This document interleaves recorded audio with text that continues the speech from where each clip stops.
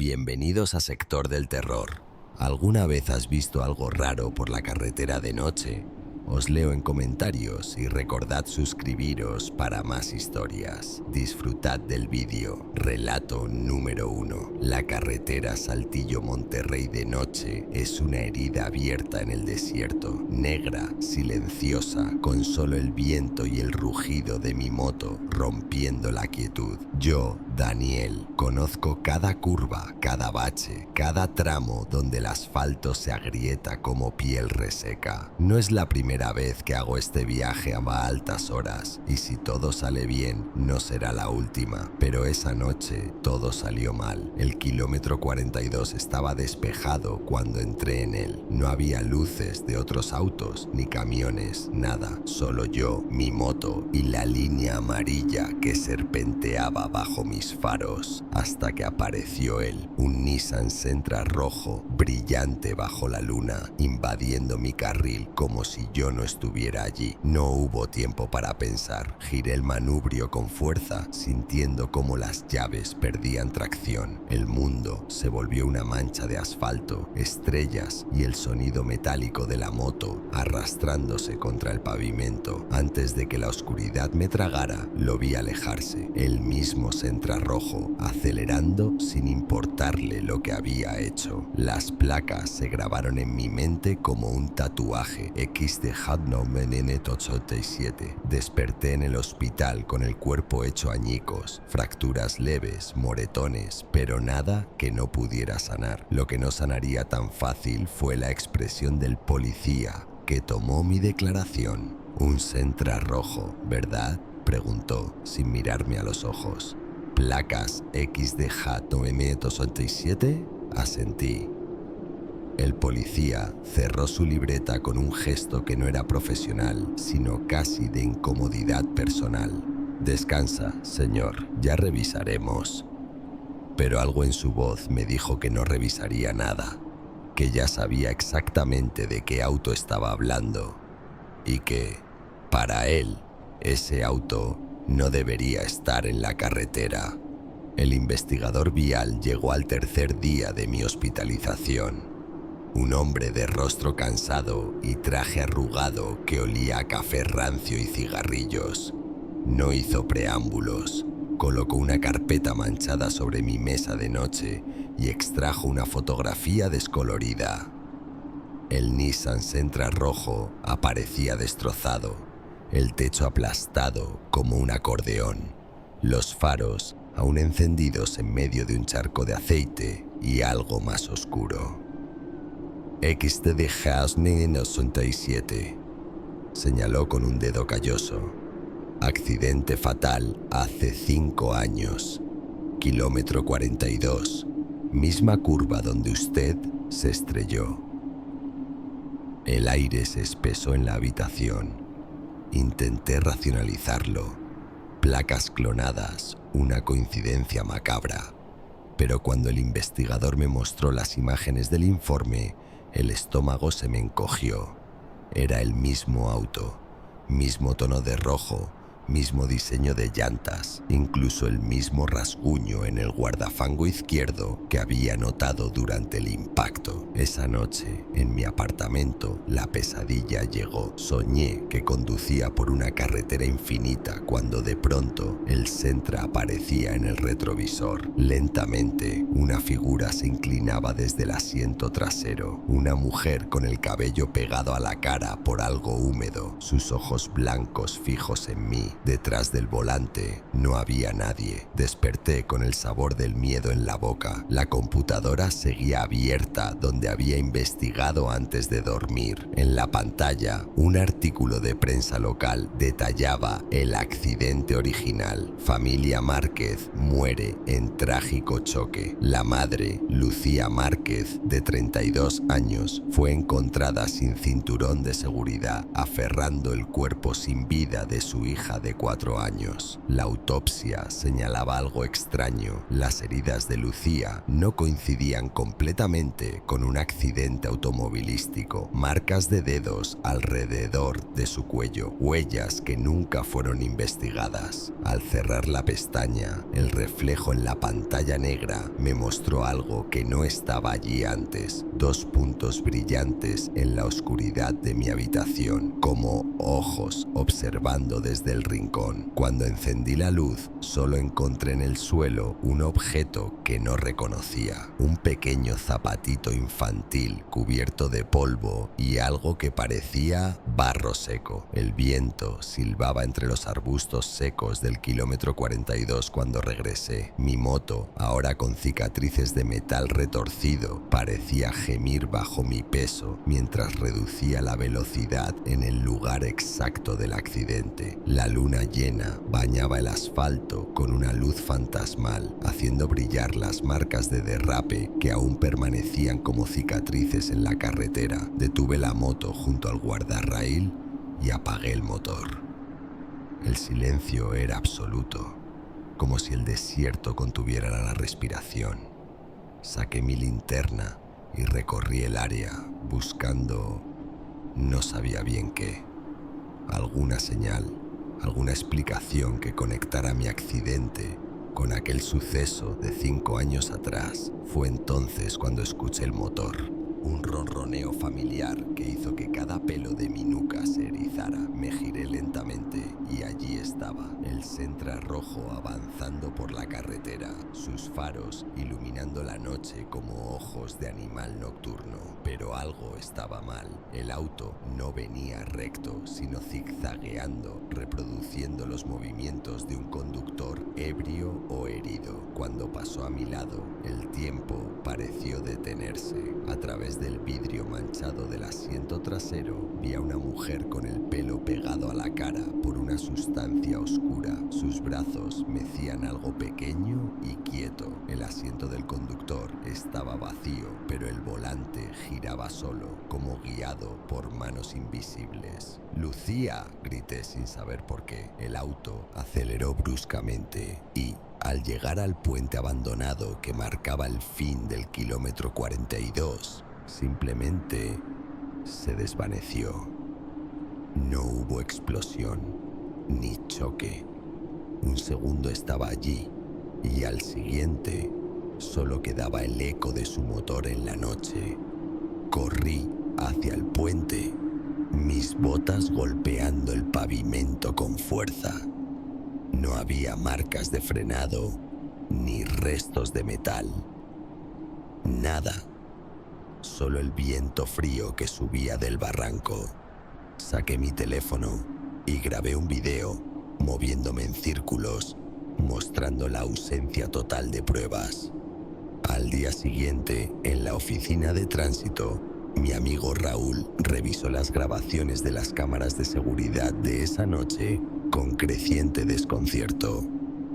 «Daniel, no hay nada», murmuró, pasando el video cuadro por cuadro. «Solo se ve tu moto. No hay ningún auto detrás de ti, en ningún momento». Le mostré el video que había tomado con mi teléfono. Cuando llegó al segmento donde el Sentra debería aparecer, la pantalla se llenó de nieve estática.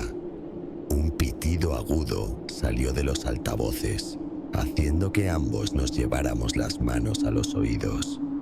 Raúl me miró con una expresión que nunca le había visto.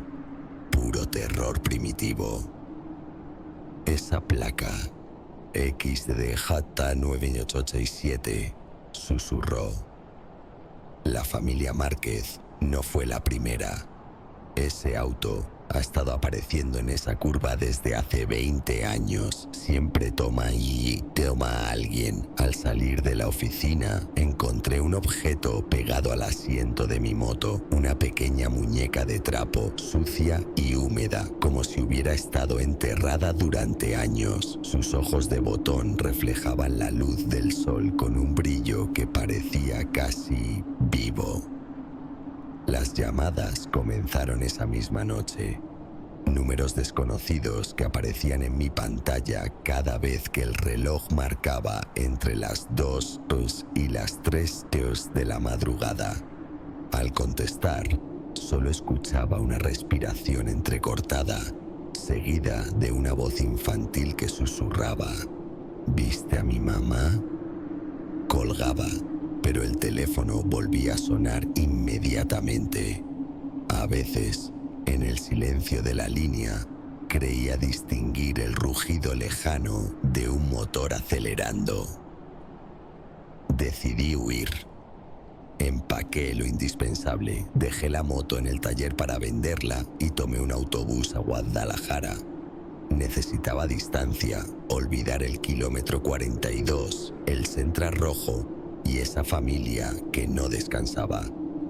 Pero la primera noche, en mi nuevo departamento, mientras acomodaba mis cosas, algo metálico rodó desde mi mochila y cayó al suelo con un clink siniestro. Era una placa de automóvil, oxidada, doblada en un extremo, pero aún legible. XDJ-887. Mis manos temblaron al levantarla. No la había puesto ahí. No había forma de que estuviera ahí. Y sin embargo, ahí estaba. Guadalajara no me dio paz. Cada mañana, al salir de mi edificio, encontraba un Sentra rojo estacionado frente a la entrada. Nunca el mismo, pero siempre rojo, siempre con las luces encendidas, aunque fuera mediodía. Las primeras veces revisé las placas, esperando no ver esas malditas letras y números. Pero después dejé de hacerlo. Tenía miedo de encontrarlas. Tenía más miedo de no encontrarlas. La última noche soñé con la carretera. En el sueño conducía sin rumbo bajo un cielo sin estrellas cuando, de pronto, el Sentra apareció detrás de mí. Esta vez no intentó esquivarme. Aceleró directamente hacia mi moto, sus faros cegándome en los retrovisores. Me desperté sobresaltado, empapado en sudor frío. Algo había cambiado. El departamento estaba helado, aunque no había encendido el aire acondicionado.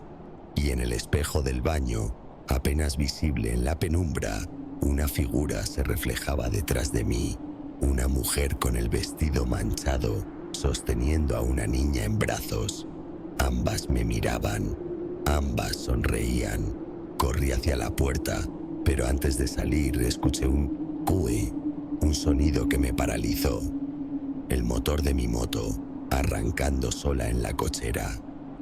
Ahora conduzco sin destino.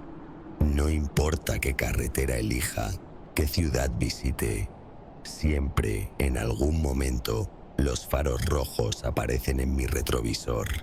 Y la radio, aunque la desenchufo, siempre termina encendiéndose para susurrar las mismas palabras. Kilómetro 42. Ya es tu turno. A veces, cuando me atrevo a mirar hacia atrás, veo a Lucía en el asiento trasero, acunando a su hija, esperando, porque todos los caminos llevan al mismo lugar y todas las placas terminan diciendo lo mismo. Relato número 2. La carretera Puebla-Tehuacán de madrugada es una serpiente de asfalto que se retuerce entre cerros y neblina. La conozco como la palma de mi mano. 17 años llevo recorriéndola en este tráiler, cargando mercancía que nadie verá descargar. Soy Víctor, y a mis 53 años ya no hay sorpresas en esta ruta. O eso creía. Esa noche todo era normal hasta el kilómetro 13. El aire olía a tierra mojada, los grillos cantaban su canción monótona y mi radio sintonizaba una estación de rancheras a volumen bajo. Pasé el letrero del kilómetro 12, luego la curva cerrada donde siempre hay un perro durmiendo en el arcén, y entonces llegué al 13. El cielo estalló en luz blanca. No fue un relámpago, no hubo trueno. Fue como si alguien hubiera encendido el sol a medianoche. El motor del tráiler tosió y murió al instante, dejándome en un silencio tan absoluto que podía escuchar mi propio corazón golpeando las costillas. La radio se llenó de estática y allí estaba, flotando sobre los árboles a la altura de mi cabina, una esfera metálica perfecta del tamaño de un auto compacto, girando lentamente sobre sí misma sin hacer el menor ruido. Su superficie reflejaba la luz de mis faros, pero deformada, como si el metal no obedeciera las leyes de la física. Intenté gritar, intenté moverme, pero mi cuerpo ya no me obedecía, solo podía mirar paralizado mientras la esfera se acercaba lentamente, como si me estudiara. Lo último que recuerdo antes del fundido a negro es el frío, un frío que no venía del aire, sino de dentro de mis huesos. El primer sonido que registré fue el ronroneo del motor. Mis ojos se abrieron de golpe, encontrando el tablero iluminado, las agujas de los indicadores bailando como si nada hubiera pasado. El reloj marcaba 2:17 AM, 45 minutos desde la última vez que recordaba mirarlo. Me toqué la cara con dedos temblorosos. La piel de mis mejillas estaba áspera, como quemada por el viento. Al pasar la lengua por los labios, noté el sabor metálico de la sangre seca en mis fosas nasales, pero lo más extraño eran mis uñas, sucias de tierra negra, como si hubiera cavado con las manos desnudas. Bajé del tráiler tambaleándome, necesitando comprobar que el mundo exterior seguía existiendo. La neblina se había disipado, dejando ver las estrellas. Nada parecía fuera de lugar, hasta que me quité la camisa y vi la marca en mi pecho, justo sobre el corazón, un triángulo rojo. No era una herida abierta, sino algo entre un moretón y una quemadura, con los bordes perfectamente definidos. Al tocarlo, sentí un dolor sordo que se extendió hasta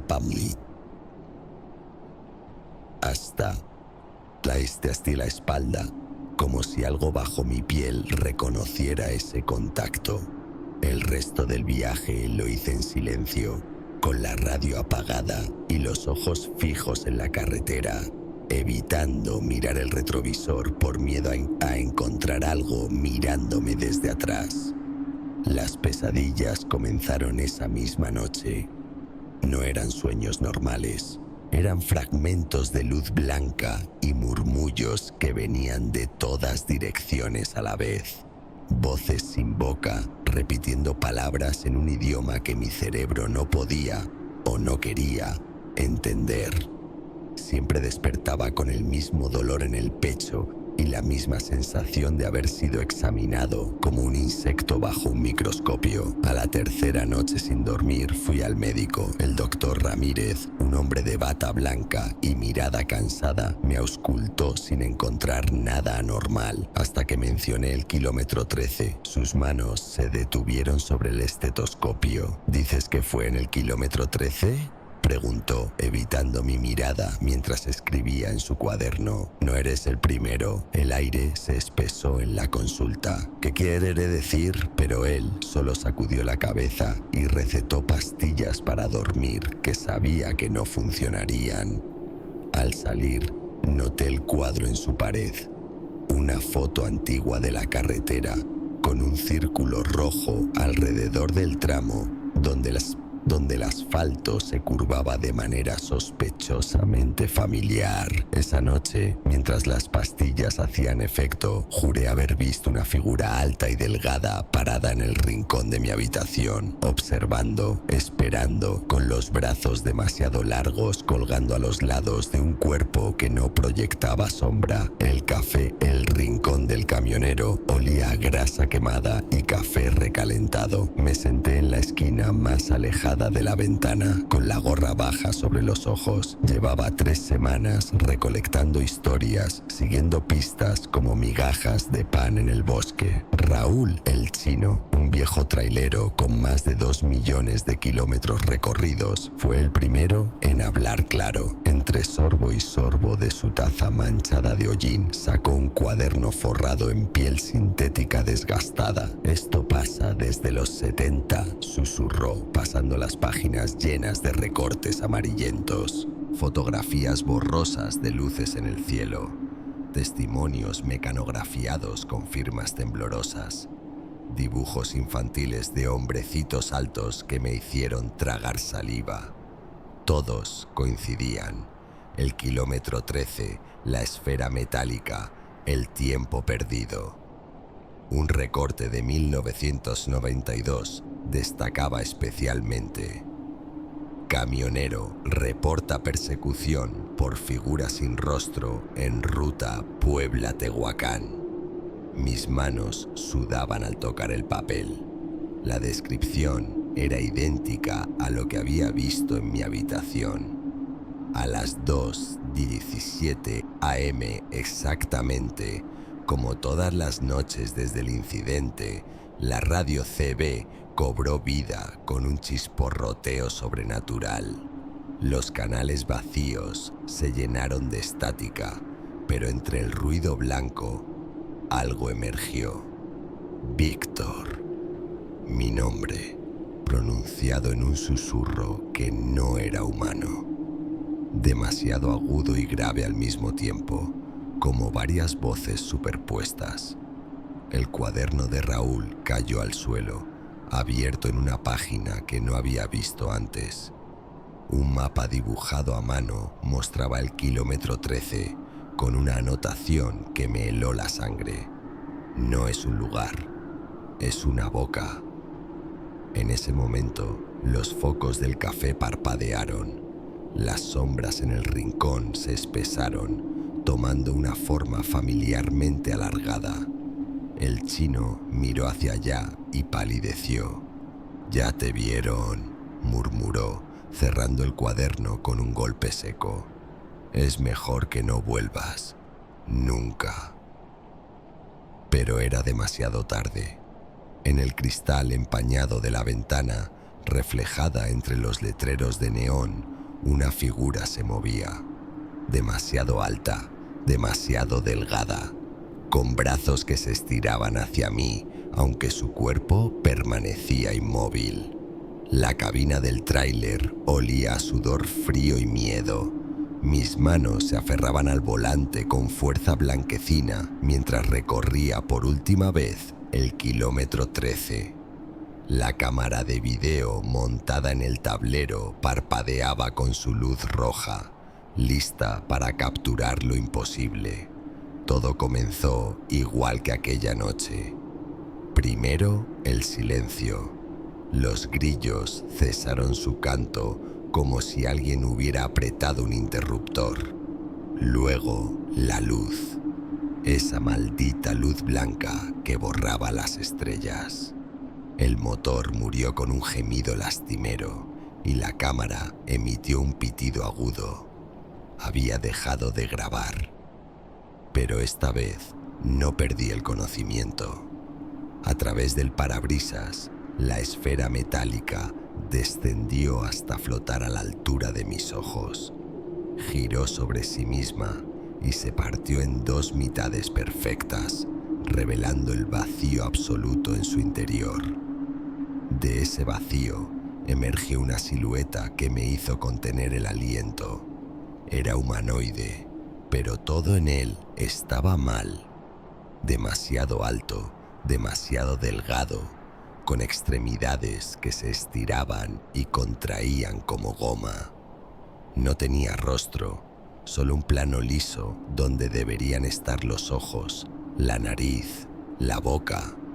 Avanzó flotando hasta quedar al otro lado de mi ventana.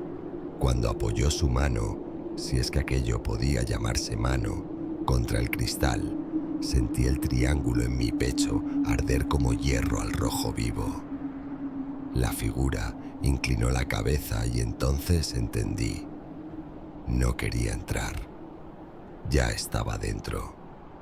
El sol de la mañana me encontró estacionado en el arcén, el motor ronroneando como si nada hubiera pasado. La cámara mostraba 47 minutos de grabación, pero solo había estática después de las 2:17 am. Al revisar mi reflejo en el espejo retrovisor, el corazón se me detuvo. No había nadie en el asiento del conductor. Grabé un video con mi teléfono. La cabina parecía vacía, aunque yo podía verme las manos, sentir mi cuerpo. Subí el video a internet. Los comentarios decían todos lo mismo. Fake, pero Raúl, el chino, me llamó esa misma tarde. Su voz era un hilo de terror. Víctor, ¿qué te hicieron? No tuve que responder. Ambos lo sabíamos. Ahora conduzco rutas diurnas, nunca más después del anochecer. Pero cada mañana, al afeitarme, el espejo del baño tarda unos segundos más en reflejarme. A veces, en el silencio de la noche, siento ese ardor en el pecho y sé que está esperando, porque se llevó algo ese día en el kilómetro 13 y dejó algo a cambio, algo que no soy yo, algo que lentamente está aprendiendo a usar mis recuerdos, mis gestos, mi voz. Mientras escribo esto, el reflejo en la pantalla del ordenador parpadea. A veces, por un fotograma, aparece la figura, más cerca cada vez, más real. Pronto dejaré de escribir, pronto dejaré de recordar. Y entonces será él quien maneje este cuerpo por la carretera, buscando otros como yo, otros para llevar al kilómetro 13, donde las cosas hambrientas esperan su turno. Si te ha gustado el vídeo, recordad darle like y suscribiros para más. Hasta la próxima. Bienvenidos a Sector del Terror. Las historias que estás a punto de escuchar son historias reales contadas por traileros de todo México. Recuerda que podéis suscribiros para más relatos de terror. Relato número 1. La niebla se aferraba a la carretera como una criatura viva, envolviendo todo en un manto gris que mis faros apenas lograban penetrar. Eran las 5:03 am, esa hora muerta entre la noche y el día en la que el mundo parece contener la respiración. Llevaba 16 horas conduciendo, los músculos tensos, los ojos pesados, pero conocía esta ruta como la palma de mi mano. Fue entonces cuando lo vi, una figura encapuchada al costado del camino, justo antes del paradero abandonado. El viejo letrero de refrescos y alimentos colgaba torcido, oxidado por los años. El joven alzó un brazo lento, casi mecánico, el pulgar extendido hacia la nada.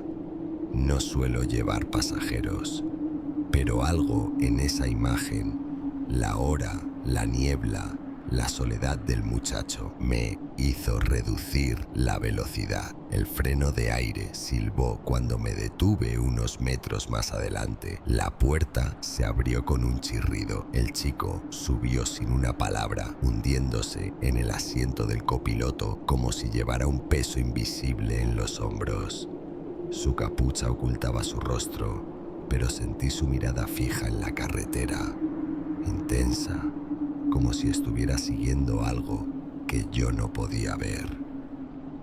¿A dónde vas?, pregunté, ajustando el espejo para verlo mejor. No respondió. Solo alzó una mano temblorosa y señaló hacia adelante, como si el destino fuera obvio. Intenté de nuevo, preguntando por su nombre, por qué estaba solo a esa hora. Nada.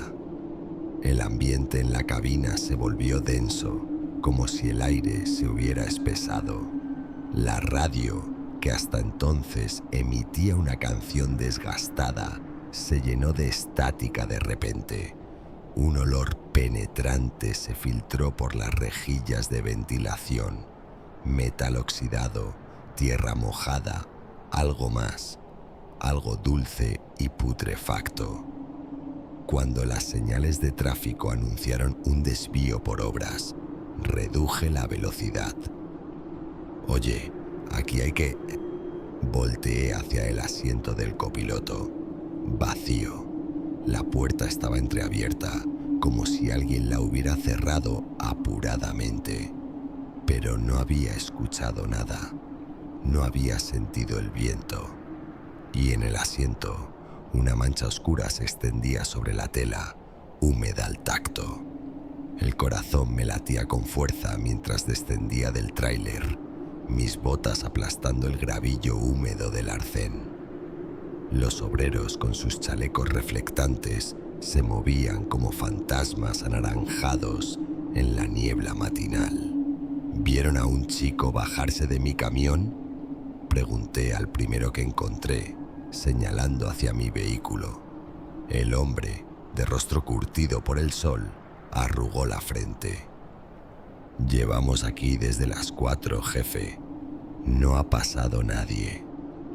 Otro obrero se acercó, escuchando la descripción. Capucha oscura, jeans rotos, zapatillas desgastadas. Su expresión cambió. Una sombra cruzó por sus ojos. Ese tramo, murmuró, quitándose el casco. Hace 3 semanas, un muchacho así chocó su moto contra nuestra máquina de pavimentación. Lo dejaron tendido toda la noche hasta que llegó la ambulancia. Mis manos comenzaron a sudar. ¿Dónde exactamente? Me señalaron un punto 100 metros más adelante, donde la niebla se hacía más densa. Al acercarme, la cruz blanca emergió de la bruma como un espectro.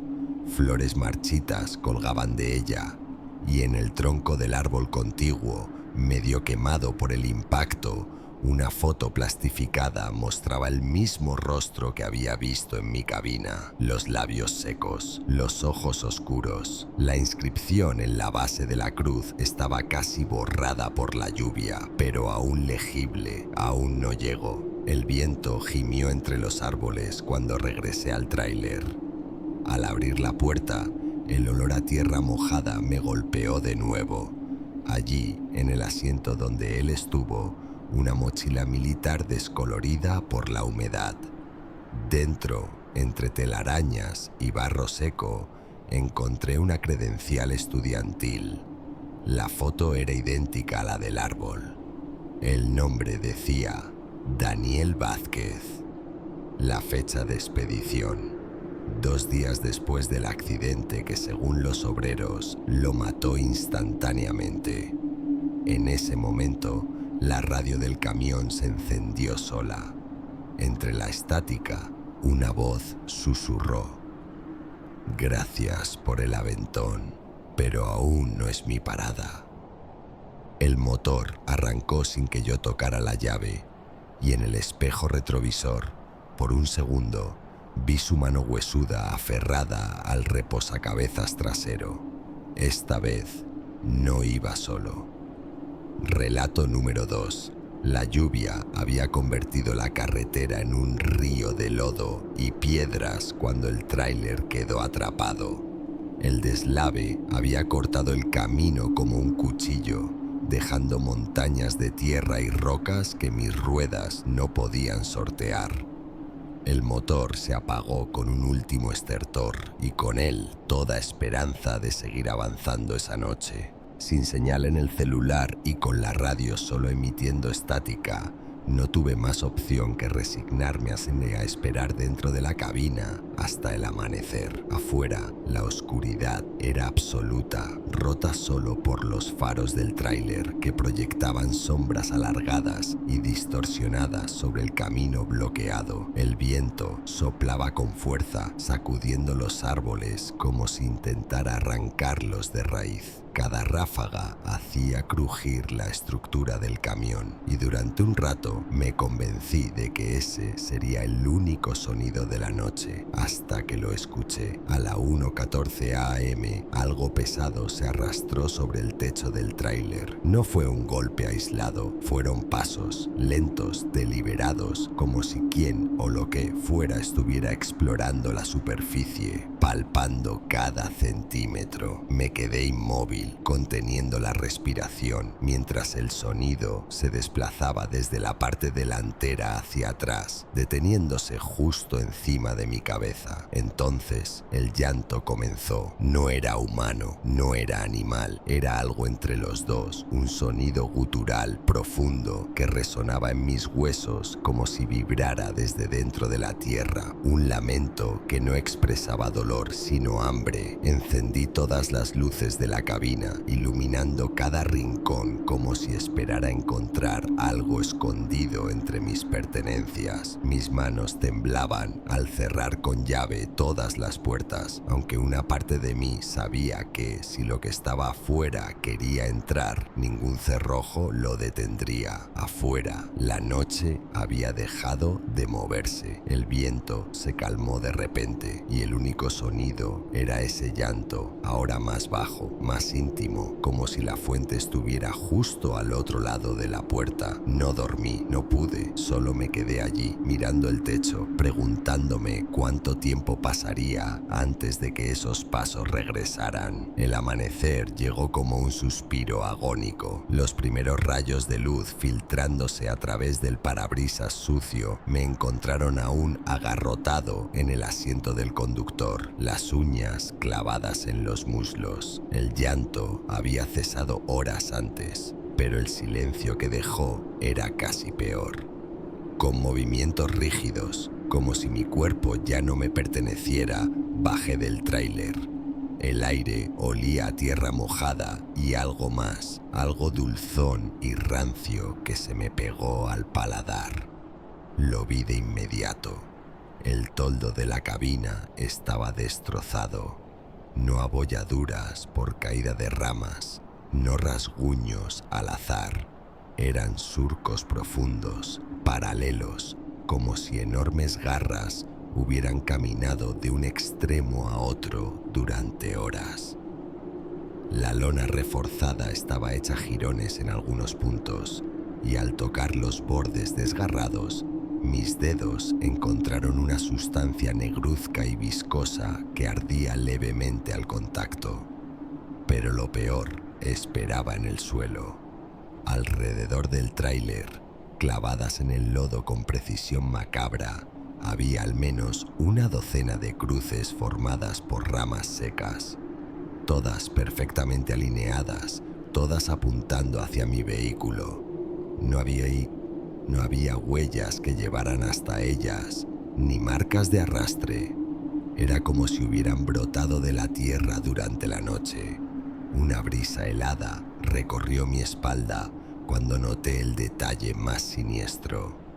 Cada cruz tenía exactamente la misma altura que mi tráiler. El sonido regresó entonces, no desde arriba, sino desde el bosque circundante. Ese mismo lamento vibrante, pero ahora multiplicado, como si docenas de voces lo repitieran en eco. No esperé a ver qué lo producía.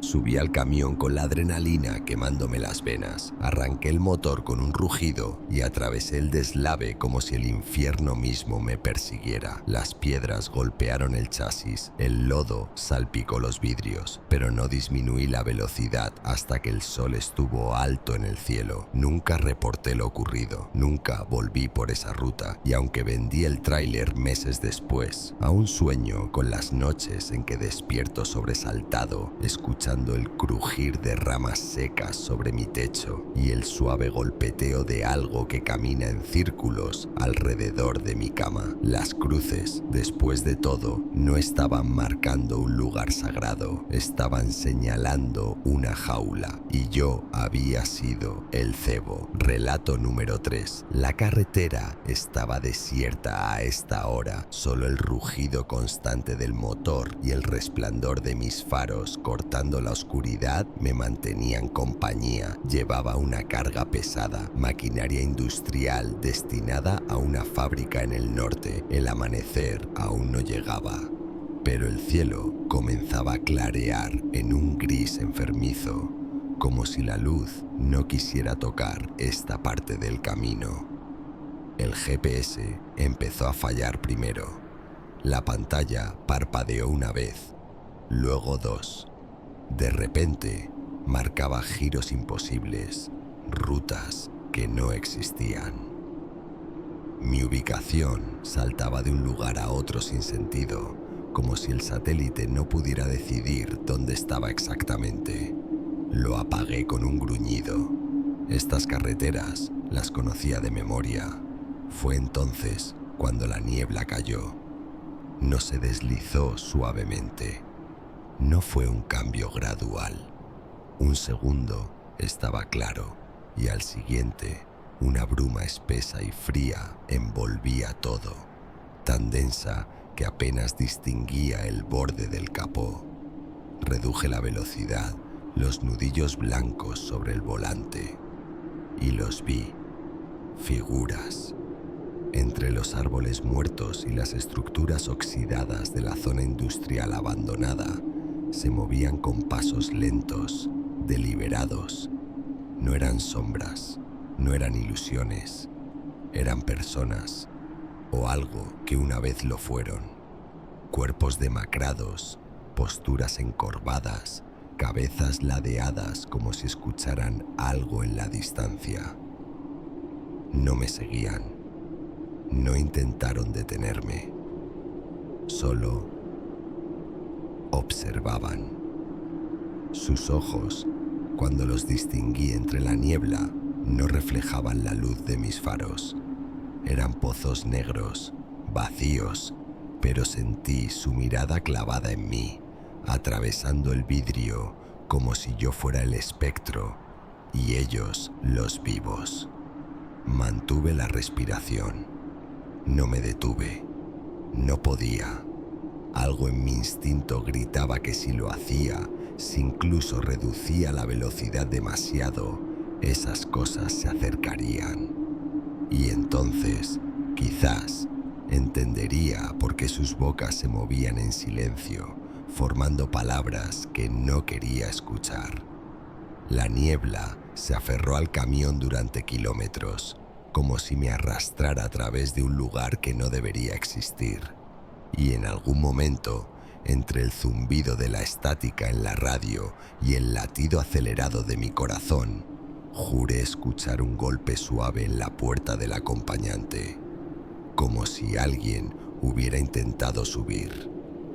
La niebla se disipó tan bruscamente como había llegado. Un momento estaba sumergido en esa bruma espesa y al siguiente la carretera apareció ante mí bañada en la luz cruda del mediodía. La ciudad se alzaba en el horizonte, sus edificios recortados contra un cielo ahora despejado. Al llegar al almacén, el receptor salió con el ceño fruncido. «Llevamos horas esperándote», dijo, señalando el reloj de la pared. «Pensamos que te habías accidentado». Miré mi propio reloj. Las manecillas marcaban las 11:17 AM, pero según el receptor, eran casi las 4 de la tarde. 5 horas perdidas. 5 horas de las que no tenía memoria.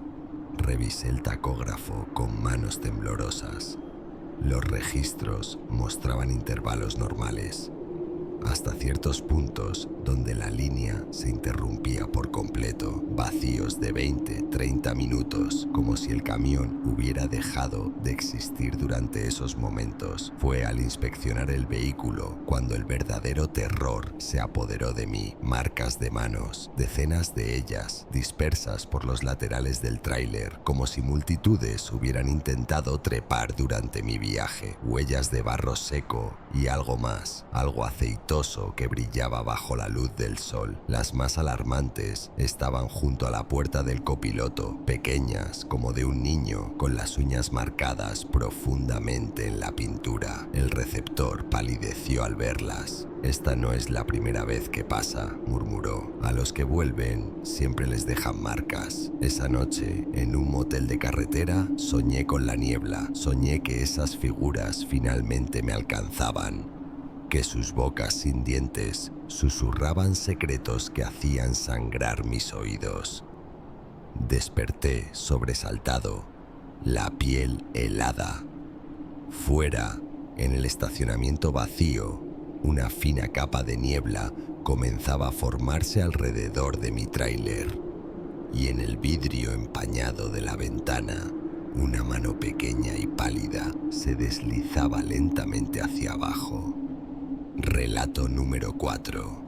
No era una noche diferente a las demás. Carretera abierta, asfalto eterno y las luces intermitentes de los postes como metrónomos marcando el ritmo de una rutina que ya no me decía nada. A esa hora, uno se aferra a lo que sea para mantenerse despierto. Café frío, la misma playlist de siempre, o la radio de onda corta, esa vieja reliquia que algunos aún usamos por costumbre más que por necesidad. Fue entonces cuando escuché el crujido, no de los neumáticos ni del motor. Fue la radio, un zumbido irregular, como si alguien arrastrara clavos sobre una antena. Pensé que era interferencia, hasta que la estática se abrió como una cortina y surgió una voz, lejana, distorsionada, humana, pero no del todo, pausada, fría. Mencionó coordenadas, una frecuencia que, según recordaba, fue usada por la empresa hacía años, antes de que todo se digitalizara. Se suponía que estaba fuera de servicio, pero ahí estaba, dándome una ubicación exacta. ¿Y esa voz? Juraría que la conocía, como si viniera de una memoria que no quería despertar. No sé qué fue lo que me impulsó. Quizás el insomnio, la monotonía de la carretera o el simple deseo de romper la rutina con algo, lo que fuera. Así que apreté el volante, aseguré la carga y giré hacia un desvío que no aparecía en los mapas modernos. El aire se volvió más denso conforme me internaba. Las señales desaparecieron. Los árboles parecían más delgados, más secos, como si observaran. Después de lo que pareció una eternidad en asfalto muerto, encontré la zona. Una vieja zona industrial que el tiempo había tragado. Las naves industriales parecían esqueletos de metal corroído. Y ahí, al fondo, casi oculta por la maleza y la niebla, estaba la bodega. La reconocí por el letrero descolorido, apenas legible, con el logo antiguo de mi empresa. Nadie había usado esa imagen en al menos 2 décadas. La puerta estaba entreabierta, como si me esperara. El metal oxidado parecía respirar. Apagué el motor. Bajé. Cada paso sobre la grava sonaba demasiado fuerte, como si el mundo se hubiera quedado sin fondo musical. Frente a esa puerta, tuve la sensación de que algo me miraba desde dentro, y aún así, empujé y crucé. Lo que encontré me cambió. El interior era una boca abierta hacia algo que no debía existir. El aire olía a óxido, humedad y tiempo. Usé mi linterna y el haz apenas cortaba la neblina espesa de polvo que flotaba en el ambiente. Las ratas correteaban en los bordes del silencio, chocando contra montones de madera podrida y herramientas oxidadas. Di un paso, luego otro. Algo crujió bajo mi bota, pero no quise mirar qué era. Y entonces la luz tocó una forma conocida, una silueta colosal en medio de la oscuridad. Un tráiler, mi tráiler. Me detuve en seco. Mi mente intentó encontrar una explicación lógica, una coincidencia absurda. Pero no había margen para error. Era idéntico, mismo modelo, misma pintura ajada por los kilómetros. La lona trasera tenía las mismas reparaciones hechas con cinta industrial. Cada rasguño, cada detalle, incluso el pequeño golpe en el parachoques trasero. Era él, era el mío. Me acerqué temblando, con la linterna temblando en mi mano. El polvo cubría cada superficie, como si el vehículo hubiera estado ahí por años, inmóvil. Los neumáticos estaban semidesinflados, el metal oxidado en las juntas. Tragué saliva con dificultad. No entendía, no podía entender. Me acerqué a la cabina. La linterna rebotó en el parabrisas agrietado. Entonces lo vi. Colgando del espejo retrovisor estaba el llavero, mi llavero. Aquel viejo amuleto que había colgado yo mismo cuando empecé en la carretera hacía más de 20 años. La puerta del conductor estaba entreabierta. Subí lentamente, con los músculos en tensión. La linterna tembló al iluminar el asiento. Y ahí, tallado con uñas en el vinil gastado, estaba un mensaje. Ya entregaste. No había sangre. No había signos de violencia, solo esas dos palabras grabadas como un epitafio. Las letras torcidas, desesperadas, mías. Salí corriendo sin mirar atrás. El polvo me ahogaba, las sombras parecían cerrar el paso y por un momento creí que la puerta ya no estaría donde la había dejado. Pero sí lo estaba. Salí como pude, tropezando con mi propio aliento. Subí a mi tráiler real, o lo que creía que aún era real. Puse las manos en el volante y cerré los ojos para calmarme. Fue entonces cuando la radio, muerta desde hacía rato, se encendió sola. La estática se disipó y la misma voz, ahora más clara, más cercana, susurró con una familiaridad escalofriante. Nos vemos en la próxima entrega. No me atreví a mirar atrás. A veces todavía conduzco de noche, con los ojos bien abiertos y la radio apagada, porque sé que esa frecuencia sigue ahí, esperando. Relato número 5. Hay algo en la carretera de madrugada que hace que los pensamientos se sientan más pesados, más densos, como si la oscuridad allá afuera no solo envolviera el mundo, sino también a uno por dentro. Esa noche no era distinta, o al menos no lo parecía. Recordé lo que me había dicho aquel viejo trailero en una parada días antes. Una advertencia disfrazada de anécdota. Si estás solo a las 3:11 a.m., el GPS a veces te muestra una ruta que nadie más ha visto, pero no deberías tomarla. Era el tipo de historia que uno escucha, se ríe y luego guarda en el fondo del cerebro como basura inútil. Pero esa noche, mientras el reloj del tablero marcaba las 2:54 a.m., algo dentro de mí empezó a temblar, no de miedo, de curiosidad, esa clase de impulso estúpido que hace que los gatos mueran y los hombres terminen en portadas de periódicos con titulares que nadie quiere leer. Apagué la radio, bajé la velocidad, miré el reloj con atención. 2:59, 2:59 y medio, 3 totos, nada, 3:1. Entonces lo vi, un parpadeo. El mapa del GPS tembló, como si el sistema se hubiese reseteado por un segundo. Luego, sin que yo tocara nada, apareció una nueva línea, una ruta alterna, sin nombre, cortando un camino que no reconocía, atravesando una zona gris, casi desdibujada. No había puntos de referencia, no había retorno marcado. La señal estaba clara, solo para mí, solo ahora. Sin pensarlo demasiado, giré el volante. El nuevo camino comenzó como cualquier otro. Asfalto irregular, postes sin luz, árboles. Pero pronto, las cosas empezaron a cambiar. El pavimento se estrechó. Las líneas divisorias desaparecieron.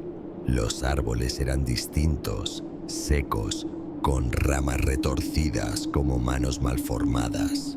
Las señales estaban oxidadas, viejas, cubiertas de moho. Algunas ya no tenían letras. Otras parecían haber sido rayadas con algo más que tiempo. No había luces, no había lunas, solo un cielo espeso, sin estrellas. Empecé a notar que el aire dentro de la cabina se sentía más pesado, no frío, solo más denso, como si la atmósfera hubiera cambiado. El silencio era tan total que incluso el rugido del motor parecía distante, ajeno.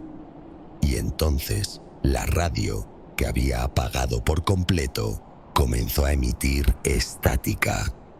Lentamente, la estática se transformó en sonidos, voces, murmullos, pero no en español, ni siquiera en inglés. Era un idioma que no reconocía, gutural, extraño, con ritmos que me erizaban la piel.